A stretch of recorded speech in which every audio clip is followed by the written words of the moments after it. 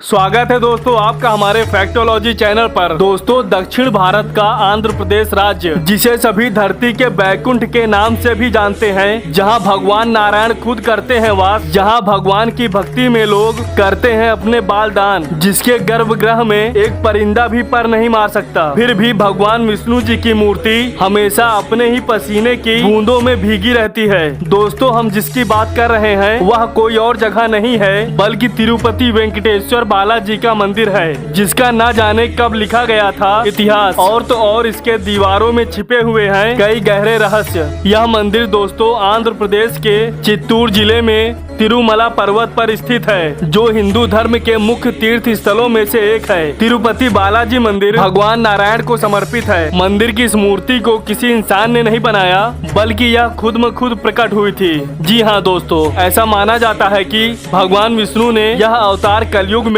पूरे मानव जाति को बचाने के लिए ही लिया था। मान्यता है कि जो भी इंसान सच्चे मन से भगवान वेंकटेश्वर जी की सामने से पूजा करते हैं, उनकी सभी मनोकामनाएं पूरी हो जाती हैं। भक्त अपने श्रद्धा के अनुसार यहाँ पर आकर तिरुपति मंदिर में अपने बाल दान करते हैं। इस मंदिर से कई दिव्य और चमत्कारी रहस्य भी जुड़े हुए हैं। ऐसा कहा जाता है कि भगवान वेंकटेश्वर स्वामी जी की मूर्ति पर जो बाल लगे हुए हैं वो बिल्कुल असली हैं। ये बाल कभी भी उलझते नहीं हैं और हमेशा मुलायम रहते हैं दोस्तों, क्योंकि लोगों का कहना है कि यहाँ भगवान नारायण स्वयं विराजमान हैं। दोस्तों जब आप मंदिर के गर्भगृह में जाएंगे तो ऐसा लगेगा कि श्री वेंकटेश्वर की मूर्ति गर्भगृह के मध्य में है, लेकिन आप जैसे ही गर्भगृह के बाहर आएंगे तो आप चौंक जाएंगे, क्योंकि बाहर आकर ऐसा लगेगा कि भगवान की प्रतिमा दाहिनी तरफ स्थित है। अब यह सिर्फ भ्रम है या फिर कोई भगवान का चमत्कार है, इसका पता आज तक कोई लगा नहीं पाया। मंदिर को लेकर ऐसी मान्यताएं हैं कि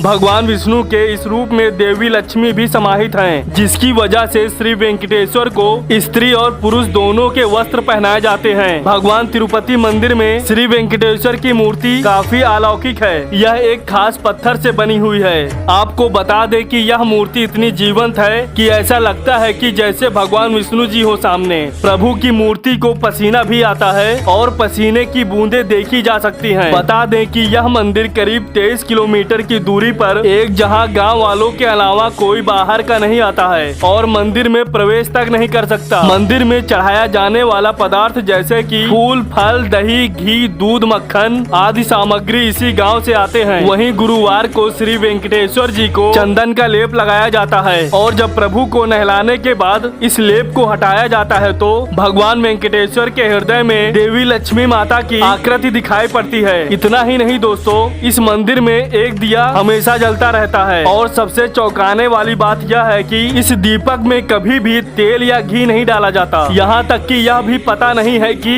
इस दिए को सबसे पहले किसने और कब जलाया था। भगवान वेंकटेश्वर की मूर्ति पर कान लगाकर सुने तो समुद्र की लहरों की आवाज आती है। यह भी कहा जाता है कि भगवान की मूर्ति हमेशा नम रहती है। जैसा कि सभी को पता है कि पुराणों और शास्त्रों में ब्रह्मा, विष्णु और महेश त्रिदेव को सबसे प्रमुख देवता के रूप में पूजा जाता है। तीनों में से सबसे ज्यादा धन तिरुमला पर्वत पर रहने वाले भगवान श्री वेंकटेश्वर बालाजी के पास है। एक आंकड़े के मुताबिक बालाजी की मंदिर ट्रस्ट के खजाने में 400 करोड़ से भी ज्यादा की संपत्ति है, लेकिन इतने धनवान होने पर भी भगवान बालाजी सभी देवताओं में से सबसे कम धनी है। अब आप सोच रहे होंगे कि इतना पैसा होने के बाद भी भगवान वेंकटेश्वर गरीब कैसे हो सकते हैं, और दूसरा सवाल यह उठ सकता है कि जो सबकी इच्छा पूरी करते हैं वो खुद गरीब कैसे हो सकते हैं, जिसे लेकर एक पौराणिक कथा है कि बालाजी कलयुग के आखिरी तक कर्ज में रहेंगे। जी हाँ दोस्तों, वेंकटेश्वर बालाजी के ऊपर जो कर्ज है उसी कर्ज को चुकाने के लिए आज उनके सभी भक्त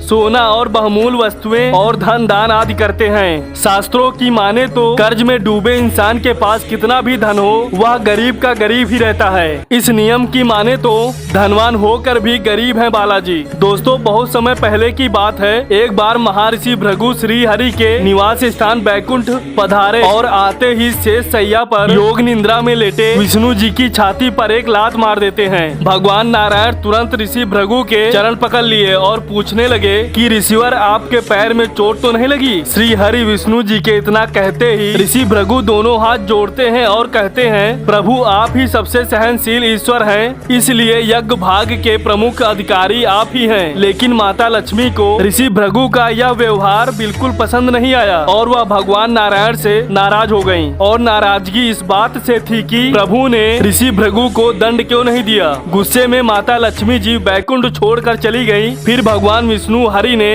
अपनी पत्नी देवी लक्ष्मी को ढूंढना शुरू कर दिया तो पता चला कि माता ने धरती लोक पर पद्मावती नाम की कन्या के रूप में जन्म लिया है। और भगवान नारायण ने भी तब अपना रूप बदला और पद्मावती के पास पहुंच गए और प्रभु ने पद्मावती के सामने शादी का प्रस्ताव रखा, जिसे माता ने स्वीकार कर लिया। लेकिन दोस्तों सवाल यह उठ रहा था कि विवाह के लिए धन कहां से आएगा। विष्णु जी ने परेशानी का समाधान निकालने के लिए शिव जी और ब्रह्मा जी को साक्षी रखकर कुबेर देव से काफी धन कर्ज में ले लिया। इस कर्ज से श्री हरि विष्णु के वेंकटेश्वर रूप और माता लक्ष्मी के अंश पद्मावती ने विवाह किया। कुबेर से कर्ज लेते समय प्रभु ने वचन लिया था कि कलयुग के आखिरी तक वो अपना सारा कर्ज चुका देंगे। और श्री हरि नारायण के कर्ज में डूबे होने की इस मान्यता के चलते बड़ी मात्रा में भक्त धन दौलत भेंट करते हैं ताकि प्रभु कर्ज से मुक्त हो जाएं। श्रद्धालुओं से मिले दान के बदौलत आज यह मंदिर करीब 50,000 करोड़ की संपत्ति जुटा चुका है। तो दोस्तों आपको बालाजी मंदिर के बारे में यह रहस्य सुनकर कैसा लगा, कमेंट कर हमें जरूर बताएं। और दोस्तों वीडियो अच्छा लगा हो तो हमारे वीडियो को लाइक करें, ज्यादा से ज्यादा शेयर करें और हमारे फैक्टोलॉजी चैनल को सब्सक्राइब कर बेल आइकन जरूर दबा दें। मिलते हैं दोस्तों अगले वीडियो में, तब तक के लिए जय श्री राम।